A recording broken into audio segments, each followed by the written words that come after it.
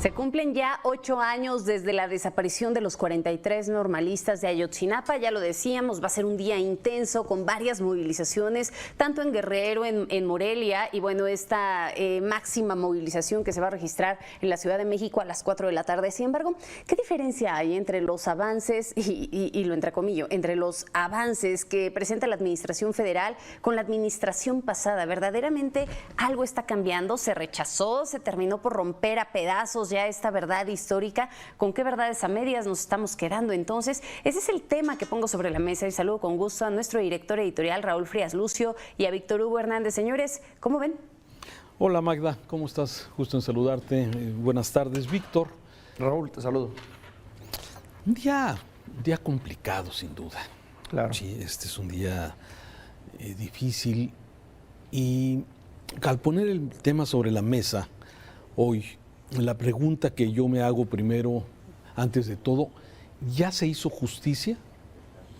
¿Ya conocemos la verdad verdadera? Y permítame el pleonasmo, ¿sí? La verdad es que no, Víctor, ¿sí? La verdad es que seguimos exactamente en las mismas.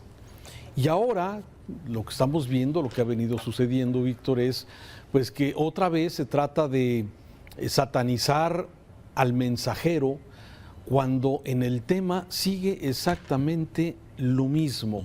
¿Qué sucedió esa noche del día 26 de septiembre del 2014, entre la noche del 26 y el 27?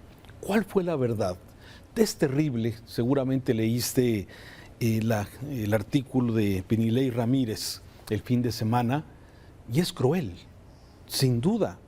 Es muy cruel leer la forma en cómo este informe revela, según los testigos, la forma en cómo fueron asesinados, en cómo fueron, pues sí, descuartizados los 43, cómo se repartieron los cadáveres según lo que dice esta versión.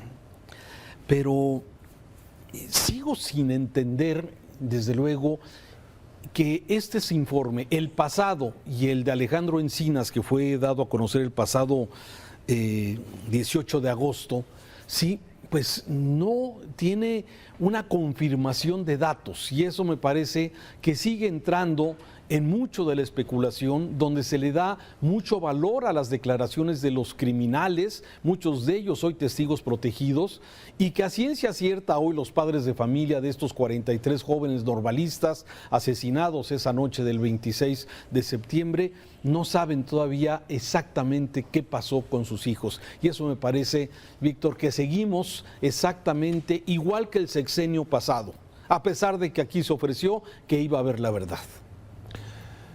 Sí, tienes razón, Raúl, sustancialmente tienes razón en lo que señalas. Al final del día, eso te lleva a varias reflexiones. Primero, la crudeza de estos testimonios, de este trabajo que presentó Penilei Ramírez, que también tiene sus lecturas y que debemos de tratar de analizar objetivamente. Uno, por un lado, pues los riesgos que conlleva, ¿no? Porque finalmente también acuérdate que estamos metidos en una serie de procesos legales donde se cuida mucho el debido proceso, y parte de esta información, en lugar de ayudar a entender lo que pasó, podría incluso complicar y facilitar el no castigo a responsables. Pero bueno, ese es un tema que se discute por un lado. Pero por otro lado también queda claro que en este país somos muy dados a creer en la voz de los delincuentes. Y no porque no tengan la verdad, pero en este país darle voz a los delincuentes y luego de saber que muchos de estos delincuentes lo que intentan es salvar su pellejo o lo han hecho bajo coerción o en ciertas condiciones, pues también siempre te mueve un poco de duda. Y luego agrégale tú el matiz que tenemos en este país, el matiz que se acostumbra a poner de política y de manipulación en un país donde hay que decirlo, el Estado de Derecho todavía queda mucho que debernos, ¿no? Y donde también hay que decirlo, Raúl, las fuerzas militares tienen su propia fuerza y su propia dinámica, valga la redundancia, que también entorpece mucho la claridad de los asuntos, porque al final del día, parte de lo brutal de los señalamientos que da a conocer esta periodista como nuevas revelaciones involucran directamente a los militares como tal, cosa que antes nada más se había hecho la suposición. Pero, pues, Raúl, México, país de mentiras y de espejos, de juegos de espejos que todavía se siguen se siguen presentando. Sí, y tienes toda la razón, un juego de espejos. A ver, no coincido, déjame ir una parte. Adelante. Vamos por partes. A ver, yo empezaba con el tema de que a estas fechas, 8 años después, no sabemos exactamente qué pasó. ¿Sí? ¿Qué pasó con estos jóvenes normalistas? Está la versión, la verdad histórica de Jesús Murillo Caram de la pasada administración y ahora la nueva versión de la verdad de acuerdo a Alejandro Encinas. Pero las dos me parece que carecen de mucho fundamento. Y desde luego, sobre el tema de Penilei Ramírez, fíjate que yo, desde luego, pueden ser argumentos legales para poder evadir responsabilidades y que mañana o pasado nos digan es que los tuvimos que liberar porque se violó el debido proceso. Pero ese es el viejo cuento de los políticos que hemos tenido en nuestro país. Sí, me parece que sí. Había que darlo a conocer, aunque dicen que ya lo conocían los familiares, este reporte crudo, difícil de asimilar seguramente cuando eres padre o estás implicado directamente, sentimentalmente con cualquiera de estos jóvenes, debe ser terrible la forma pero también había que sacarlo y pienso, Víctor, que ahí es donde estamos otra vez en esto que tú acabas de mencionar, la participación del ejército. Sí fue así como lo dice esta comisión, en donde los cadáveres, luego de que fueron enterrados, tuvieron que ser exhumados para llevarlos al batallón de infantería, al 27 Batallón de Infantería de Iguala, porque ahí nadie entra. Y te acuerdas las peticiones que había de muchos de los padres de Ayotzinapa que pedían entrar precisamente al cuartel de Iguala y que se negó siempre el ejército a permitir que esto se diera a conocer. Pero también hay que, desde luego, como siempre, nosotros tenemos que dudar de todo lo que se diga. Hoy leyendo la columna de Jorge Fernández Meléndez, que entrevistó al coronel que se llama José Rodríguez Pérez, que está detenido en el campo militar, supuestamente porque él dio la orden de matar a los 6 sobrevivientes de esos 43. Después del escándalo, después de que esto se había dado a conocer. Después del escándalo. Y lo que dice Jorge Fernández, que este militar, un hombre de 44 años al servicio del ejército mexicano, con un expediente intachable, sí, y que ahora resulta que pues él mandó matar en acuerdo con los políticos como Abarca, de acuerdo con los rojos o los dirigentes de los narcos. ¿De qué estamos hablando? Él lo niega, él dice que es víctima de este tema, pero por eso me parece que tanto la verdad histórica de Murillo como este documento de la nueva verdad de Alejandro Encinas carecen de muchos elementos que puedan sustentar. El que acusa a este señor coronel, ¿sí?, es un criminal que hoy es testigo protegido, no está ni detenido. ¿Sí? Así es. Entonces, sí, y luego todo empeora, Víctor, con que el sábado pasado, sí, se retira un juez, retira las órdenes de aprehensión en contra de los que estaban involucrados, incluyendo al que era presidente municipal de Iguala. Entonces, a ver, Víctor, está lleno de mentiras, está lleno de inconsistencias, está lleno de lo peor que se pueda imaginar uno. Y lamentablemente, por eso insistía yo en esto al empezar, tenemos 8 años en donde hoy todavía ni justicia, Víctor, ni verdad.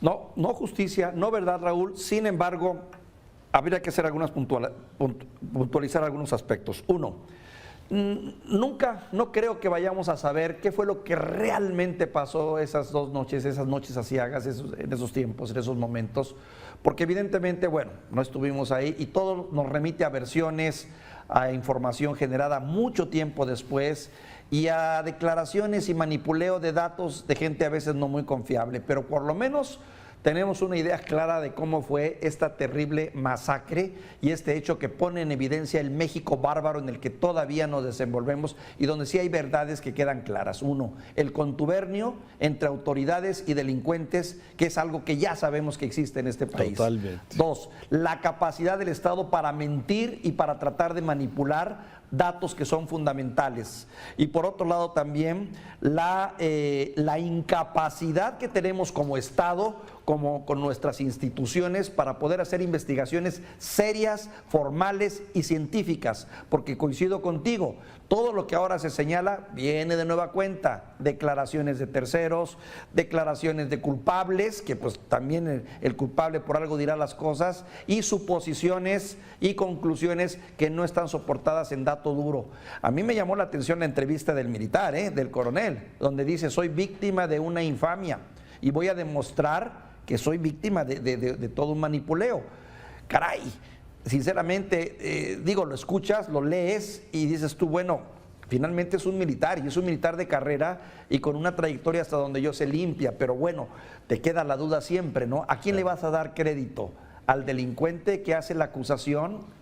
¿A la autoridad que toma la versión del delincuente y dice esta es la verdad real? Así ¿O es. al militar que se defiende? ¿Qué tiempos, Raúl? ¿Qué momentos? Y el entorno, y déjame nada más terminar con la parte del entorno, Víctor, que me parece que eso le da y adereza este tema.